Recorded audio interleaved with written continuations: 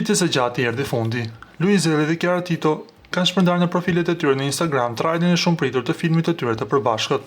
Ky projekt kinematografik, i cili ka qenë në qendër të vëmendjes së publikut prej muajsh, tashmë është zyrtarizuar dhe po vjen në ekran të madh.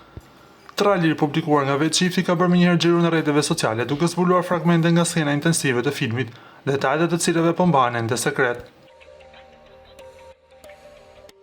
Luiz Elli dhe Chiara Tito e konfirmuan gjithashtu datën zyrtare të premierës. Filmi do të shfaqet në kinemanë në shkurt 2026, duke kthyer muajin e dashurisë në një festë të dëfisht për audiencën e tyre. Por menjëherë pas publikimit të trailerit të filmit të saj dhe Luiz Ellit, Chiara ka hasur një valë kritikash dhe komentesh negative në rrjetet sociale.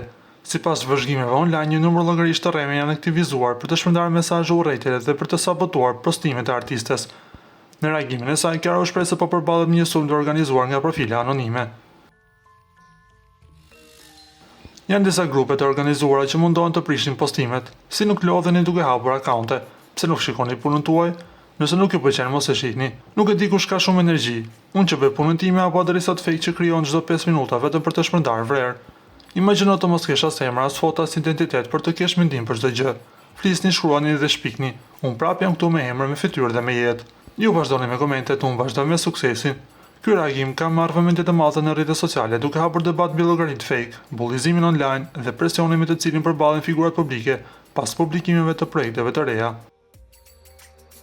Ju lutem klikoni tek butoni subscribe për të marrë të rejat më të fundit nga showbizi shqiptar.